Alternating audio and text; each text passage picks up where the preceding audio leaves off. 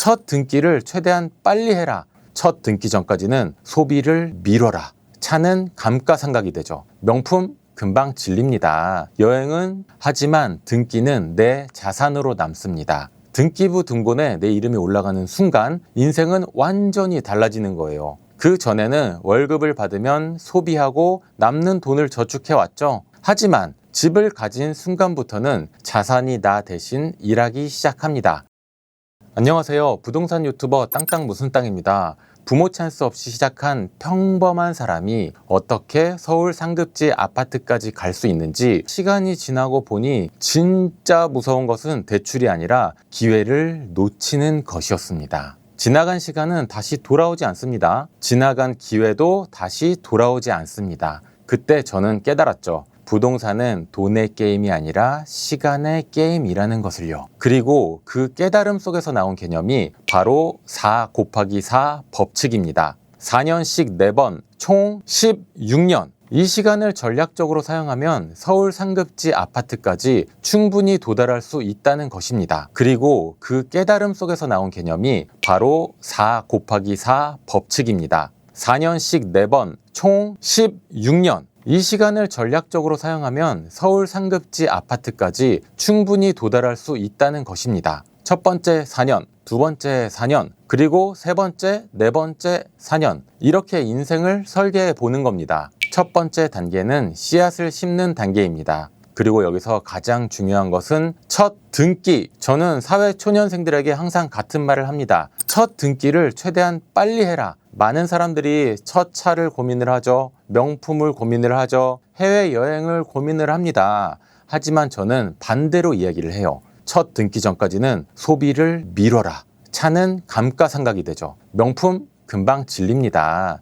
여행은 추억으로 그냥 남는 거예요. 하지만 등기는 내 자산으로 남습니다. 등기부 등본에 내 이름이 올라가는 순간 인생은 완전히 달라지는 거예요. 그 전에는 월급을 받으면 소비하고 남는 돈을 저축해왔죠. 그렇게 해오셨죠, 여러분. 하지만 집을 가진 순간부터는 자산이 나 대신 일하기 시작합니다. 제가 상담을 하다 보면 정말로 안타까운 경우가 많아요. 10년 동안 열심히 일했어요. 연봉도 올랐어요. 그런데 자산은 그대로입니다. 왜 그럴까요? 월급은 늘었는데 차는 좋아졌고 옷이 좋아졌고 여행도 많이 다녔습니다. 생활 수준은 올라갔는데 자산 수준은 그대로인 거예요. 반대로 같은 월급을 받았는데 차를 안 사고 소비를 줄이고 첫 집을 산 사람도 있습니다. 10년 뒤에 보면 두 사람의 격차는 상상 이상으로 벌어집니다. 부동산은 참 신기하죠. 처음에는 내가 월급을 모아서 집을 삽니다.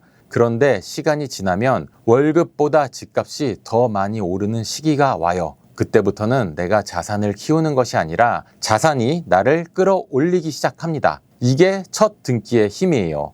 그래서 첫 번째 목표는 단순합니다. 1억 원을 만드는 거예요. 맞벌이라고 치면 각자 5천만 원씩 합쳐서 1억 원입니다. 생각보다 불가능한 숫자가 아니에요. 제 이야기를 잘 한번 들어보세요. 맞벌이 부부가 각자 월 150만 원 정도만 저축을 해도 연간 3,600만 원입니다. 성과급까지 더하면 3년 안에도 1억 원을 만들 수 있어요. 그리고 이 1억 원이 만들어지는 순간 게임의 규칙이 바뀝니다. 왜냐하면 그때부터는 대출을 활용할 수 있기 때문이죠. 많은 사람들이 대출을 무서워합니다. 하지만 저는 말씀드릴게요. 좋은 대출은 위험이 아니라 도구입니다. 직장인의 가장 강력한 자산은 월급이죠. 월급은 신용을 만들고 신용은 대출을 받을 수 있는 힘, 대출력을 만들고 대출력은 자산을 움직이는 힘이 됩니다. 결국 종잣돈과 대출이 결합되면 첫 집을 살 수 있게 되는 거죠. 그리고 첫 집은 완벽할 필요 없어요. 강남일 필요 없습니다. 신축일 필요 없어요. 중요한 것은 사다리에 올라타는 거죠. 첫 번째 단계에서 제가 추천드리는 지역은 1기 신도시입니다. 분당, 일산, 평촌, 삼본, 중동. 왜 1기 신도시일까요? 저는 이것을 썩어도 준치라고 표현합니다. 겉은 낡아 보일 수 있어요. 신축처럼 화려하지 않을 수도 있습니다. 그런데 중요한 것은 도시의 나이보다 도시의 완성도입니다.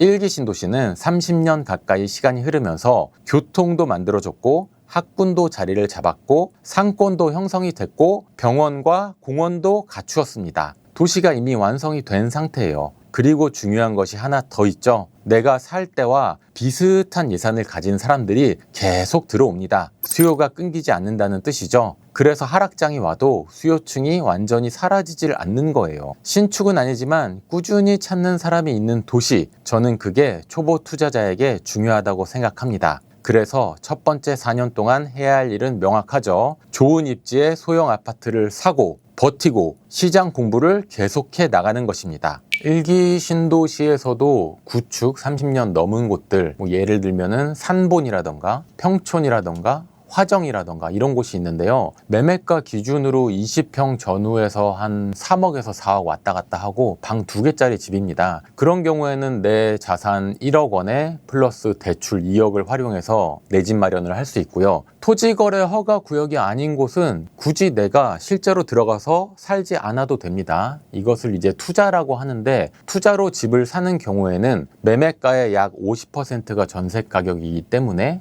전세가율 50% 지역이라면은 2억 원 초반대 매매가면은 내 돈 1억에 전세 가격 1억 정도에서 2억 초반 집을 투자로 매매를 하실 수가 있어요. 그렇게 첫 번째 사다리를 올라타는 겁니다. 집값이 안 오르면 어떡하지? 집값이 오를 아파트를 골라서 사야 돼요. 집을 사시는 분들 중에서 내가 살기 좋은 집을 사는 실수를 하는 분들이 정말로 많거든요. 내가 사는 집이 중요한 게 아니라 대중들, 직장이 많은 강남, 여의도, 광화문, 마곡, 판교로 빨리 갈 수 있는 지역의 집을 사는 게 중요합니다. 내 중심으로 보지 마시고 대중의 시선으로 집을 보고 골라야지 오를 아파트를 사게 되는 거죠. 인기몰이가 있는 수도권 아파트를 조심해야 됩니다. 동탄이 서울보다 비싸지면 동탄 사야 될까요? 서울 사야 될까요? 이제는 서울이 싼 거예요. 서로 비교해서 봤을 때 급지가 높은 곳이 싸다면 그곳을 사야 되는 게 맞습니다. 동탄 롯데캐슬 지금 22억까지 실거래 찍히고 27억까지도 호가가 나오는데, 동탄에 27억 집을 살 거면 서울 상도동에 집을 사야죠. 강남 가깝고 용산 가깝고 여의도 가깝고 7호선이 있고 서부선 호재까지 있는 인서울을 살 수 있는데 동탄을 보면 안 되고, 그렇다고 동탄이 나쁘다는 것은 아닙니다. 내가 동탄, 화성, 삼성 반도체에서 일을 한다. 그러면은 동탄에 내 집을 구하는 게 좋은 급지, 상급지로 업그레이드 될 수 있는 경기권, 수도권의 집을 사는 것도 맞기 때문에 내 직장의 위치를 중점적으로 보시되, 이왕이면 서울, 이왕이면 상급지, 영등포보단 마포,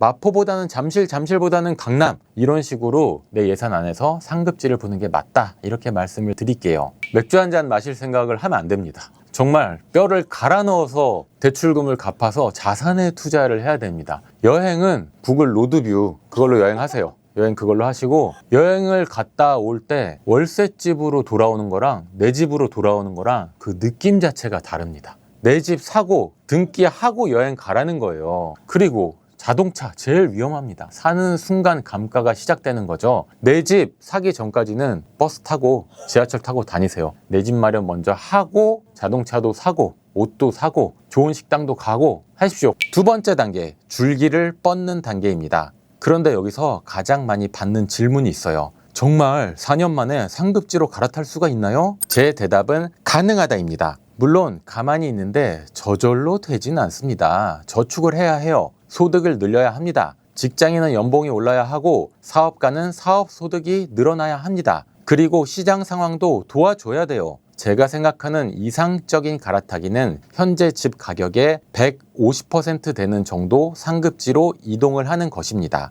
예를 들어서 4억 원 집을 가지고 있다면 다음 목표는 6억 원입니다. 6억 원이라면 다음은 9억 원. 9억 원이라면 13에서 14억 원, 이런 식입니다. 많은 사람들이 처음부터 강남을 이야기해요. 하지만 강남은 목표이고 당장 가야 할 곳은 다음 역인 겁니다. 150% 가기는 생각보다 현실적이죠. 4년 동안 저축하고 소득을 늘리고 대출 여력을 만들고 기존 집이 어느 정도 상승해 준다면 충분히 가능한 범위입니다. 그리고 여기에 운도 필요해요. 정부 정책도 중요하다는 말입니다. 대출 규제가 완화되는 시기가 있어요. LTV가 늘어나기도 하고 시장 분위기가 좋아지기도 합니다. 그런 기회가 오면 준비된 사람은 올라타고 준비 안 된 사람은 구경만 하는 거예요. 그래서 중요한 것은 예측이 아니라 준비입니다. 저는 시장을 맞히려고 하기보다 언젠가 기회가 와도 움직일 수 있게 준비하는 것이 중요하다고 생각을 합니다. 그래서 저는 4년을 하나의 사이클로 봅니다. 무작정 기다리는 4년이 아니라 준비하고 성장하는 4년이에요. 첫 번째 4년이 씨앗을 심는 단계였다면 두 번째 4년은 줄기를 뻗는 단계입니다. 이 시기에는 서울 근접 핵심지로 이동을 합니다. 광명, 철산, 구성남, 다산 이런 곳들이에요. 저는 이런 지역을 확장된 서울이라고 부릅니다. 많은 사람들이 서울이라는 행정구역에 집착을 해요. 그런데 실제로는 행정구역보다 생활권이 중요하다는 거예요. 서울에서 일하고 서울에서 소비하고 서울로 출퇴근한다면 사실상 서울 생활권입니다. 그래서 서울 근접 지역의 가치가 계속해서 높아지는 거예요. 실제로 서울에 집을 못 산 사람이 가장 먼저 찾는 곳이 서울과 가까운 곳이죠. 그래서 저는 확장된 서울을 사다리의 중요한 단계라고 생각을 해요. 그리고 세 번째 단계, 꽃을 피우는 단계입니다. 드디어 서울에 입성하는 단계이죠. 신길 뉴타운, 상도동, 노량진 뉴타운 지역들이 대표적입니다. 여기서부터는 입지가 계급이 됩니다. 서울이라는 주소가 주는 힘이 있어요. 사람들은 집값만 이야기하죠. 그런데 저는 더 중요한 것이 있다고 생각합니다. 바로 기회입니다. 어디에 사느냐에 따라 출근 시간이 달라지죠. 출근 시간이 달라지면 가족과 보내는 시간이 달라집니다. 아이 친구들이 달라져요. 배우자가 만나는 사람들이 달라집니다. 삶의 선택지가 달라지는 거예요. 그래서 서울 입성은 단순히 집을 사는 것이 아니죠. 삶의 환경을 바꾸는 것입니다. 그리고 마지막 네 번째 단계, 열매를 맺는 단계입니다. 마포, 용산, 성동, 잠실, 여의도, 강남, 대한민국 부동산의 종착역이라고 불리는 곳들입니다. 그런데 저는 처음부터 종착역을 보지 말라고 말씀드려요. 다음 역을 보라고 말씀드립니다. 사다리는 한 칸씩 올라가야 돼요. 한 번에 꼭대기로 뛰어오를 수는 없어요. 많은 사람들이 한 방을 원합니다. 한 번에 강남에 가고 싶어 해요. 한 번에 인생 역전을 하고 싶어 합니다. 그런데 현실은 그렇지 않죠. 작은 성공을 반복해야 돼요. 한 단계 올라가고 또 한 단계 올라가고 또 한 단계 올라가면 어느 순간 상급지가 내 생활권이 되는 거예요. 제가 실제로 만난 분들 중에도 처음부터 마포나 용산을 산 분은 거의 없습니다. 산본에서 시작하고 평촌에서 시작하고 광명으로 넘어가고 신길에서 시작해서 올라간 분들이 훨씬 많습니다. 그래서 저는 오를 수 있는 사다리를 타라고 이야기를 하는 겁니다. 그리고 이 모든 과정에서 가장 중요한 것이 있습니다. 사이클입니다. 시장은 반복이 돼요. 상승장이 오면 사람들은 흥분합니다. 하락장이 오면 사람들은 두려워해요. 하락한다는 뉴스는 더 무섭게 나오죠. 주변 사람들도 말립니다. 그런데 진짜 기회는 대부분 두려움 속에 숨어 있다는 거. 상승장에서는 누구나 사고 싶어 하죠. 하지만 하락장에서는 아무도 집을 사고 싶어 하지 않습니다. 그때 상급지 가격도 같이 빠져요. 그때가 갈아타기 기회입니다. 그래서 저는 늘 이야기를 해요. 상승장에서는 버티고 하락장에서는 움직여라. 이것이 4곱하기4 전략의 핵심입니다. 제가 유튜브를 하면서 가장 많이 들은 질문이 있어요. 지금 사도 될까요? 그런데 사실 더 중요한 질문은 따로 있습니다. 언제 살까요가 아니라 언제까지 안 살까요입니다. 시장은 완벽한 타이밍을 주지 않아요. 완벽한 집도 없습니다. 완벽한 가격도 없어요. 결국 어느 순간에는 결정을 해야 합니다. 제가 상담했던 분들 중에는 10년째 집을 안 사고 기다리는 분도 있어요. 그런데 기다리는 동안에 집값도 올랐고 전세도 올랐고 나이도 올라갔습니다. 그래서 중요한 것은 완벽한 타이밍을 찾는 것이 아니라 내 상황에서 움직일 수 있는 타이밍을 잡는 것입니다. 여기서 한 가지 중요한 말씀을 드리고 싶습니다. 제가 4년 주기를 이야기하지만 정확히 4년마다 움직이라? 이런 뜻은 아니에요. 오히려 반대입니다. 언제든 움직일 준비를 하라는 뜻이에요. 예를 들어서 1주택 양도세 비과세를 받기 위한 실거주 2년이 지나면 그때부터는 계속 공부를 해야 됩니다. 임장도 다녀야 돼요. 매물도 봐야 합니다. 상급지 상황도 살펴봐야 돼요. 시장을 체크해야 한다는 말입니다. 왜냐하면 기회는 예고하지 않고 오기 때문이죠. 어느 날 갑자기 상급지가 크게 빠질 때가 있습니다. 어느 날 갑자기 대출 규제가 완화될 때도 있어요. 어느 날 갑자기 내가 갈아탈 수 있는 기회가 생길 수 있습니다. 그때 준비된 사람은 움직이고 준비 안 된 사람은 뉴스만 보게 되는 거예요. 그래서 저는 항상 준비하라고 말씀을 드립니다. 기회는 준비된 사람에게만 기회가 되는 거예요. 이 1억 원이 만들어지는 순간 게임의 규칙이 바뀝니다. 왜냐하면 그때부터는 대출을 활용할 수 있기 때문이죠. 많은 사람들이 대출을 무서워합니다. 하지만 저는 말씀드릴게요. 좋은 대출은 위험이 아니라 도구입니다. 직장인의 가장 강력한 자산은 월급이죠. 월급은 신용을 만들고, 신용은 대출을 받을 수 있는 힘, 대출력을 만들고, 대출력은 자산을 움직이는 힘이 됩니다. 결국 종잣돈과 대출이 결합되면 첫 집을 살 수 있게 되는 거죠. 그리고 첫 집은 완벽할 필요 없어요. 강남일 필요 없습니다. 신축일 필요 없어요. 중요한 것은 사다리에 올라타는 거죠.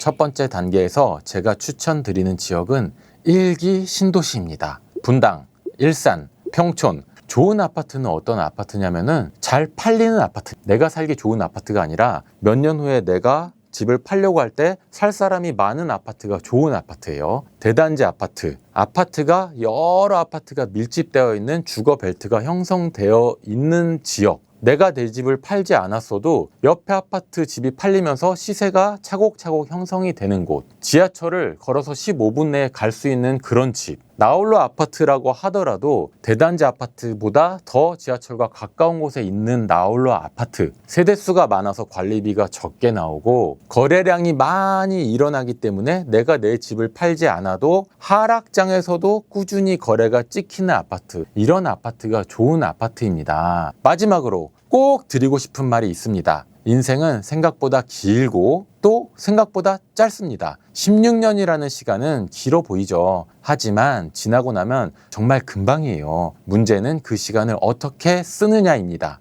그냥 흘려보낼 것인가 아니면 무기로 사용할 것인가 저는 후자를 선택했습니다. 그리고 그 선택이 제 인생을 바꿨어요. 이 책은 부자가 되는 비법서가 아닙니다. 로또 같은 한 방을 이야기하는 책도 아니에요. 대신 평범한 사람이 현실적으로 올라갈 수 있는 사다리를 설명하는 책이에요. 부모 찬스가 없어도 괜찮습니다. 지금 가진 돈이 많지 않아도 괜찮아요. 중요한 것은 방향입니다. 속도보다 방향이 중요해요. 그리고 방향보다 중요한 것은 출발이에요. 지금 여러분이 첫 번째 발판에 발을 올려놓는 순간 이미 인생은 움직이기 시작한 겁니다. 여러분도 언젠가 뒤를 돌아보며 이렇게 말하게 될 거예요. 그때 집 사길 정말 잘했다. 만약 여러분이 서울 아파트를 꿈꾸고 있다면 처음부터 서울 상급지를 보지 마십시오. 첫 번째 계단을 보세요. 그리고 그 다음 계단을 보세요. 저는 그 사다리를 어떻게 올라왔는지 이 책에 정확히 정리해 두었습니다. 읽고 나서 당장 집을 사지 않아도 괜찮습니다. 대신 방향은 잡을 수 있겠죠. 그리고 방향이 잡히면 언젠가는 목적지에 도착하게 됩니다. 서울 아파트 20대부터 준비하라 이 책을 보면은 좋은 아파트에 대한 거를 다 배울 수 있습니다. 지금 바로 책 한 권씩 구매하시고 저의 독자가 되시기 바랍니다.